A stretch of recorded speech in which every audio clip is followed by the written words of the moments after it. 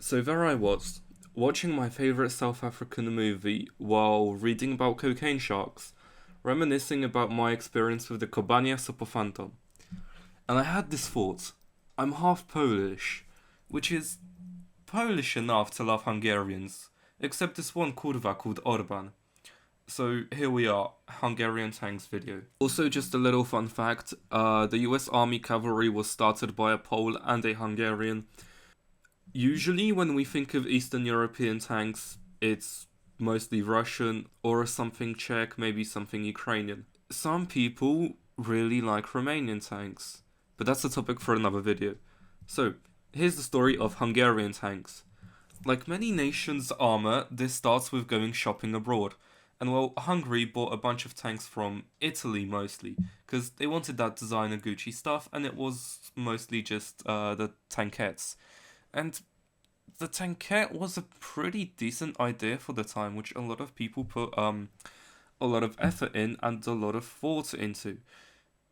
And why was that? Well, because you see, during World War One, there was this idea that the tank is this portable armored machine gunner nest, and a lot of people bought into that idea, and just thinking, hey, you have this mobile machine gun nest that is cheap and easy to build, and yeah, a lot of countries poured into this, and then as soon as World War Two started, everyone realized, yeah, that's a shit idea.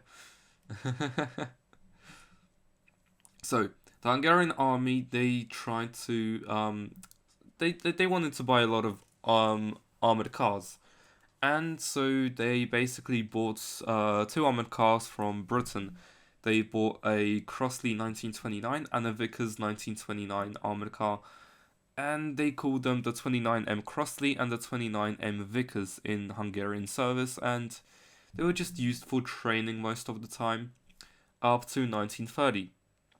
Now, buying something simple for just training and testing out new concepts is pretty common. So Germany did this. What they would do is they would get like bikes and stuff, and they would put like a fake mock-up tank on top of it, and they would use that to train on how to do different formations and tactics and stuff like that, how to do movement, and it was cheap and it worked. After all, the Blitzkrieg tactic was a success. Also, just a little reminder: the Blitzkrieg was invented by the Brits, not the Germans. Okay, so the Hungarian army was pretty unsatisfied with these cars, and they basically awoke the inner average Eastern European garage dad inside them, and they basically just modified about 12 Fiat 2Fs.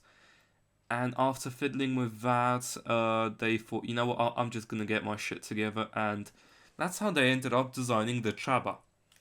So, what was the Chaba? So, it was this thing, and it had a 20mm anti-tank gun inside it. It could wreck a BT tank, a British cruiser tank, early Stuart, early Panzers like the 1 and 2, and even the 3 at the sides, and if it's a Panzer 3B, then frontally as well. It was fast, it was decent at recon, also it's pretty cute. It had a radio, which at the time was very innovative and pretty modern. Armor to withstand rifle and machine gun fire, just pretty decent and nimble small vehicle. And I really like it. Later, around 1937, so they got a bunch of L60s from Sweden, and then a license, and they called it Toldi. And in 1938, they got a license to produce it. So, you see, most countries, till this day, don't produce tanks. They buy, and that's about it. So, maybe some will do a few modernizations here and there, but production is rare. So, let's look at the Toldi. Produced from 1938-39 to 1945. What the fuck? In 1944, the Russians had the T-34-85 and the IS-2.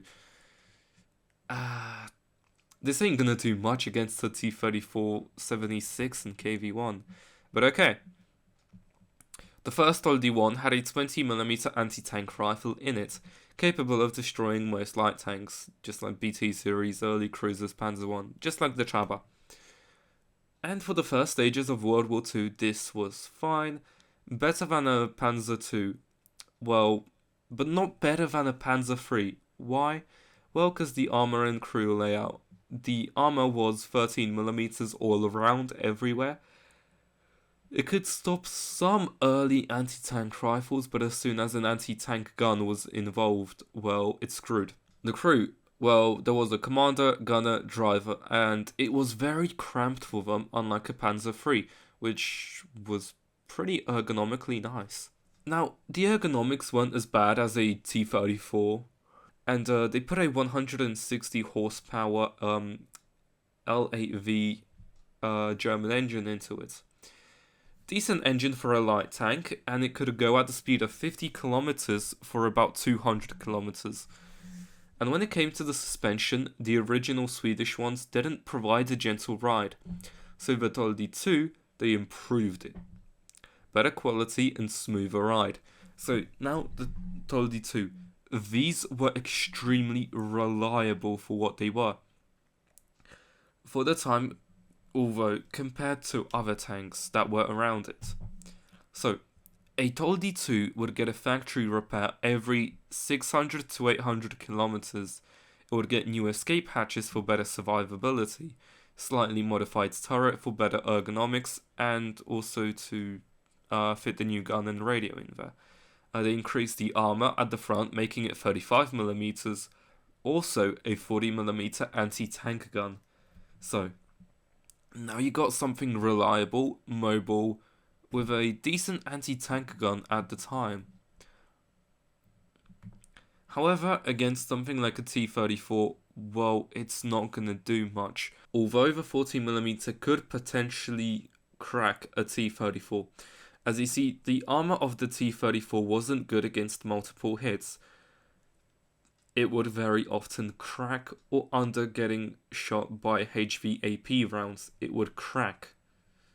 And the 40mm could fire AP and HE. And to kill a T-34, well, it would have to get less than 500 meters to it, while the T-34 could do it from a way greater distance. However, you see, there was once a situation when a German 37mm shot a T-34 23 times. The T-34 then drove over the anti-tank gun and destroyed it. Many will say, oh wow, that's some amazing armor. But others will question, how the fuck do you get shot 23 times and not know where it's from? Are you kurva blind? The poor optics of the T-34 would level the playing field for many Axis tanks. That's why the Panzer III with, for example, a 50mm L60 could go against it and most likely win. The same could go for the Toldi. It had a nice cupola for the commander, allowing it to the tank first and start firing. The early T-34, they would use flags to communicate with other tanks. Only the commanding T-34 would have a radio, and everyone else would use vision slits. What the fuck? The situational awareness of a T-34 was more terrible than Stalin's moral compass. However, as the war went on, the Russians gave the T-34 a new turret, a new cupola, new gun, radio, and the Toldi was outmatched. In conclusion, it was a good tank when it entered service, very comparable to the tanks around it, but at the same time as the war went on, it fell behind. Also, a quick note from Hassan, I have a Discord server for you guys, join it.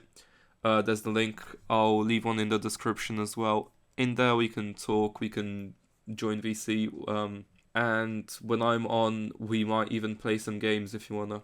So now, time for the medium tank instead of the light one, the Turan. So, let's go back a bit. 1939. There was some battles with the Slovaks, and the Hungarians captured 2 VZ-35s, and they showed some interest into the design. In 1940, Skoda said to Hungary, we're gonna sell you tanks. And basically, Hungary got a license and the approval to modify the design. There's a rumour that Skoda wanted to sell the STVZ-39. In May, they showed Hungarians a prototype for the T-21. Then, Hungary made their own modification of it. and they got the agreement that Czech and Hungarian factories will both produce and exchange information as well as experience. So, Hungary produced the final version of it. Hungary ended up designing the final version of it and called it Turan, and produced about 200 of them. And it had the same 40mm gun as the Toldi. There were also variants with a 75mm. It had nice armor, which was pretty thick for the time, 50mm frontally and 25 at the sides. The early Panzer III had 30mm frontally and 14 at the sides. This would crush most early light tanks at the time. Well, the T-34 had a fair chance against it, and if it saw the tank... So, let's compare the T-34 and the Turan, optics and crew. Turan Commander had two periscopes, one facing forward and the other facing back. The loader and gunner also had sights, and it was a three-man crew, which at the time was a bit of a fashion trend for tanks. The French campaign showed that one-man turrets, although cheaper and simpler, don't compare to three-man turrets. The Turan also had a radio, while, as I mentioned before, the early T-34s had no radios, except for commanding ones, and for communication they would have to use flags, and shitty vision slits. As for firepower, well, the T-34's 76mm could outclass the 40mm, and the 75mm. But wait, everyone, there's another variant. So, some Janosch and Andras, they had some Palinka in the garage, and they looked at the Stug and said, "We have that at home, the Zryni." Now, my favorite variant of those tanks, the Zryni, my babe, my favorite one of them all. So, 75mm of armor at the front, so the T-34 will struggle against it. A massive howitzer of 105mm. So, during the Battle of Kursk, a Tiger tank ran out of AP ammo, and against countless T-34s, you're kinda in a bad situation. And then the commander said, and I quote, "Fuck it, my gun is big enough, load high explosive." And the HE from an 88mm ripped a T-34.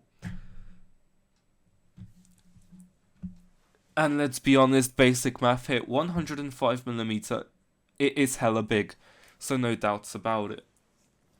And even it had a heat round. Ooh. Also, because there isn't a turret, it's cheaper, it's easier to camouflage and make into an ambush weapon.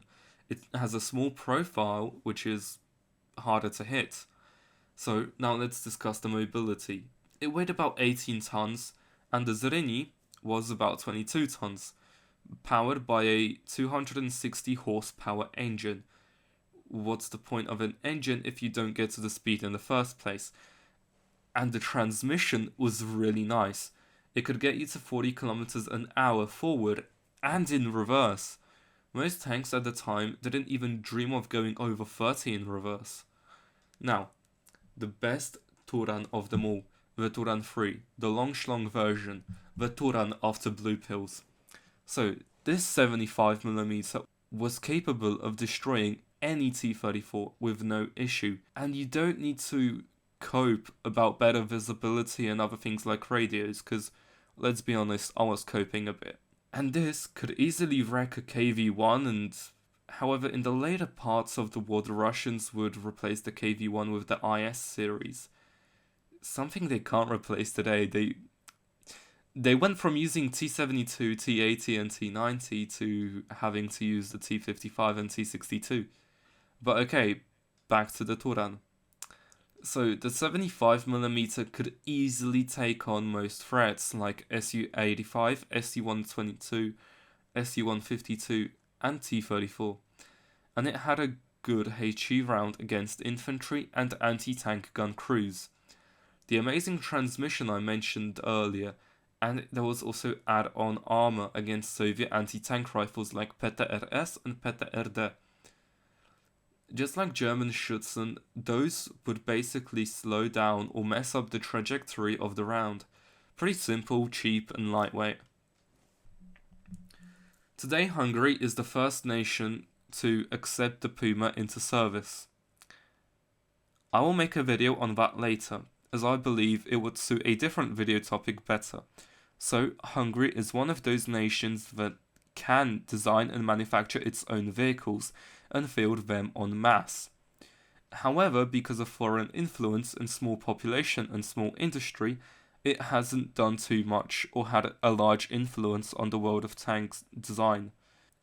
However, they are still very interesting on what they can make, and I'm excited to see if my Magyar brothers will make some cool modifications to the Puma in the future, as they did with many foreign designs already. Also, fun fact, my glorious nation of Poland had a Hungarian king, as we had a democratic system. We would elect our next king, and he would serve until he dies. This led us to have a lot of foreign kings, and some good, some bad, but Stefan Batory is known as one of the greatest in our history. Polak, Węgier, dwa bratanki, i do szabli, i do szklanki. Oba zuchy, oba żwawi, niech ich Pan Bóg błogosławi. Oops, I did it again. I played with your heart, got lost in the game. Oh baby, baby, oops, you think I'm in love. I'm sent from above. I'm not that innocent.